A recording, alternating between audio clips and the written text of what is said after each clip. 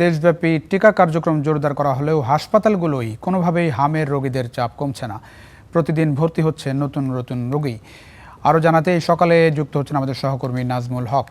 নাজমুল, নিশ্চয়ই শুনতে পাচ্ছেন, আপনি ঠিক কোন হাসপাতালে আছেন, আর একই সঙ্গে হাসপাতালের চিত্র কেমন দেখছেন? নতুন নতুন রোগী আসছে প্রতিদিন, আসলে কোমলমতি শিশুরা মারা যাচ্ছে, অবস্থার কোনো রকম উন্নতি দেখছেন কিনা? কী ধরনের অভিযোগ পাচ্ছেন রোগীদের কাছ থেকে, কিংবা হাসপাতাল কর্তৃপক্ষ সবাইকে পর্যাপ্ত সেবা দিতে পারছে কিনা, বিস্তারিত জানাবেন।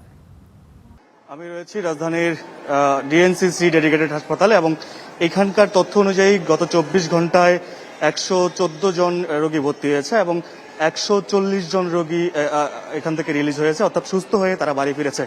তবে আরেকটি বিষয় জানিয়ে রাখি যে একজন রোগী তিনি মারা গিয়েছেন আজ সকালবেলা এবং তাকে এখন পর্যন্ত নিশ্চিত করা যায়নি সে হামে আক্রান্ত কিনা। এই ছিল গত 24 ঘন্টার তথ্য এবং আমরা রয়েছি রাজধানীর ডেডিকেটেড হাসপাতাল ডিএনসিসিতে এবং এখানকার পরিস্থিতি আমরা যেটি দেখছি যে সকাল থেকেই রোগীরা আসছেন এবং যারা সুস্থ হয়ে এরই মধ্যে সুস্থ হয়েছেন তারা কিন্তু বাড়ি ফিরছেন।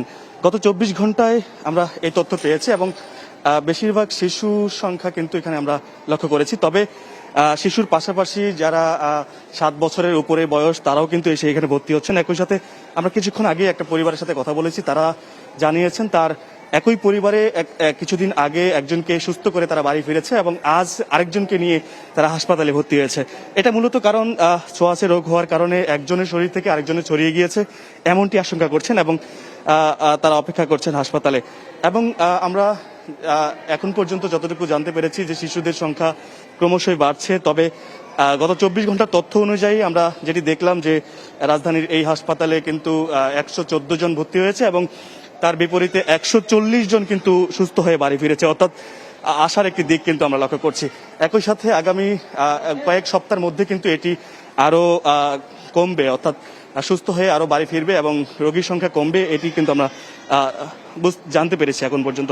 সব মিলে আমরা এই হাসপাতালে এখন পর্যন্ত যেই তথ্যটা পাচ্ছি যে হাসপাতালের রোগীর সংখ্যা বাড়ার থেকে কিন্তু সুস্থ হয়ে বাড়ি ফিরছে বেশি, এমনটি কিন্তু আমরা জানতে পেরেছি। এবং সব মিলে আমরা ডাক্তারদের পরামর্শ অনুযায়ী আমরা যতটুকু জানতে পেরেছি যে এই রোগীর সংখ্যা আরো আগামী 2-1 সপ্তাহের মধ্যে আরো অনেকটাই কমে যাবে বলে তারা আমাদেরকে জানিয়েছেন। এই ছিল রাজধানীর ডিএনসিসি ডেডিকেটেড হাসপাতাল থেকে সবশেষ। অনেক ধন্যবাদ নাজমুল, সকালে যুক্ত হওয়ার জন্য। খুবই আক্ষেপের খবর আসলে।